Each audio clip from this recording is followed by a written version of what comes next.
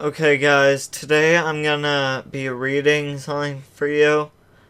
A article called The Sacred Rac by Pat Hughes. The article starts out, an Indian anthropologist, Chandra Thapur, made a study of foreign cultures which had customs similar to those of his native land.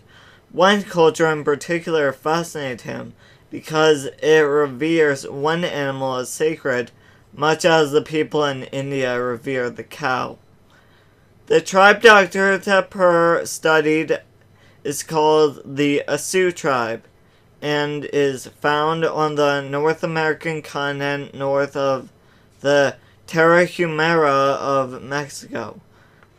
Though it seems to be a highly developed society of its type, it has an overwhelming preoccupation with the care and feeding of the rac, an animal much like a bull in size, strength, and temperament. In the Asu tribe, it is almost a social obligation to own at least one, if not more racs.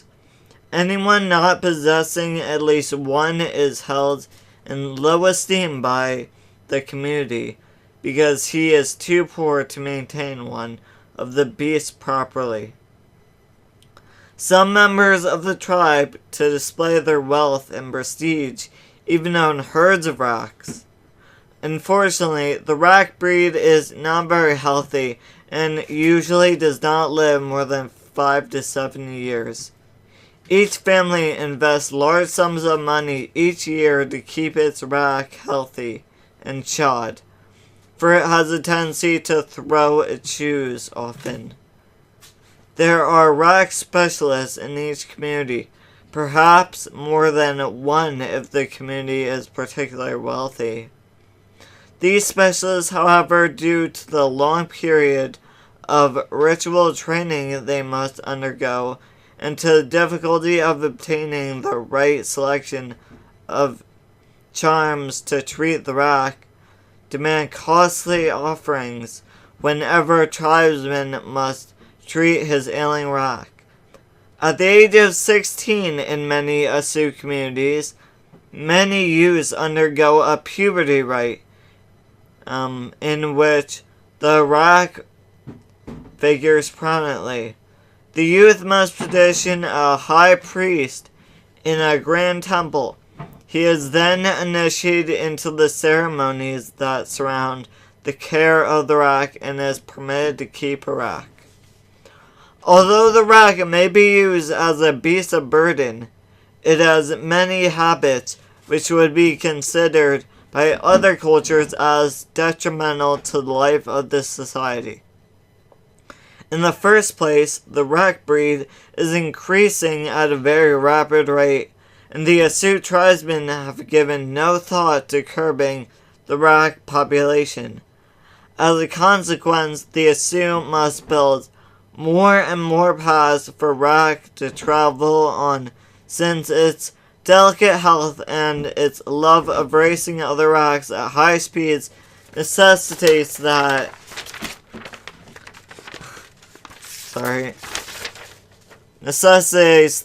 special areas be set aside for its use.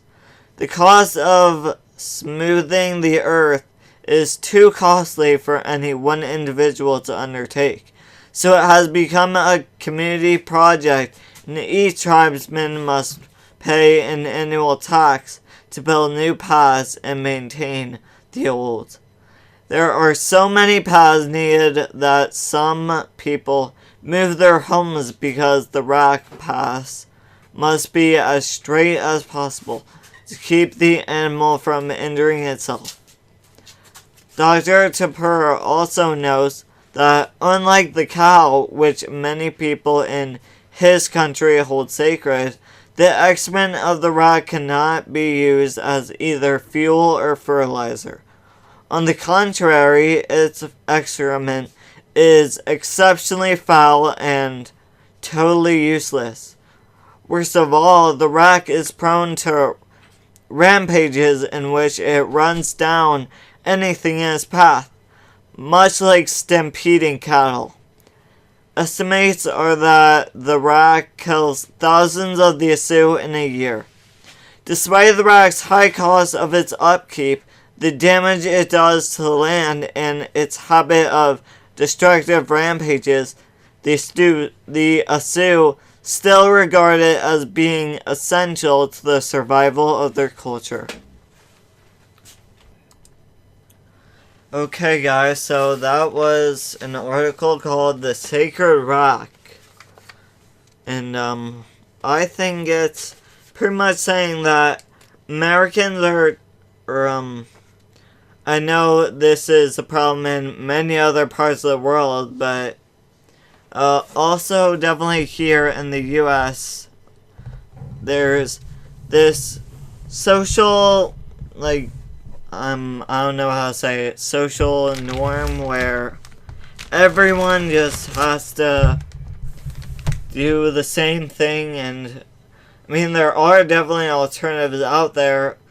I mean, because companies keep advertising their Uber and like taxi. You see signs for like Metro and everything.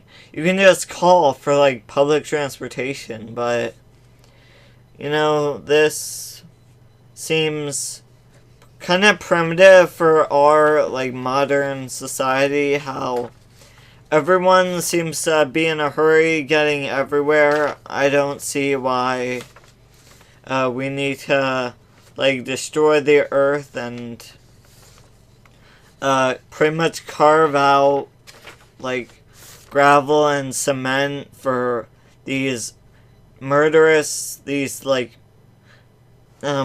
turbo speed murder machines to drive all day on. Because like when I tell people that I mushroom hunt, they say, oh, that's so dangerous because, you know, just random mushrooms in the woods, who knows if they're poisonous or not. Well, I know because I have a mushroom identification book, and I do try to identify them, not always, but, you know, there are general rules.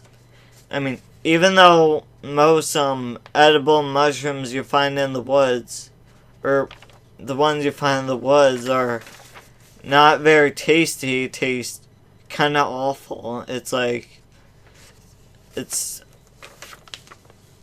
not the taste I like about them, it's that I found them, so they're meaningful to me. I mean, I just like mushrooms. They're weird enough to be like me. Yeah, I'm that weird. And I like mushrooms like that. So they say mushroom hunting is really dangerous, and I say, well, do you drive? And when they say yes, I say, well, that's really dangerous. So, everyone just being a hypocrite. I mean, just because it's more popular doesn't mean it's less dangerous. It's just more popular. You know, different things for different people. And I think this article should, I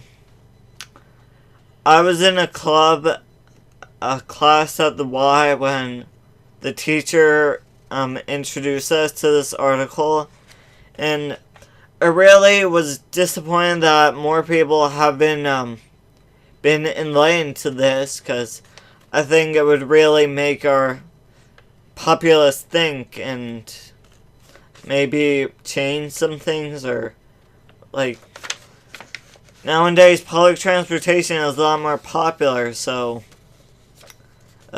maybe we should try to invest in that. And there are definitely alternatives. You could hang glide to work, elephant back, horseback. Yeah, elephant back. Who am I kidding? You could just ride your bike. I mean, my brother does that. I know a lot of people that do that. More people should do that. You could ride some other like bike-like vehicle, like I don't know, a stroller, or there's horse and buggy. I think there should be more horse and buggies on the road. Because aren't buggies kind of cool? And there's also, there's scooters, there are definitely ways to get around. There are your own two legs. I mean, people say, why don't I drive? And I say, because my legs work.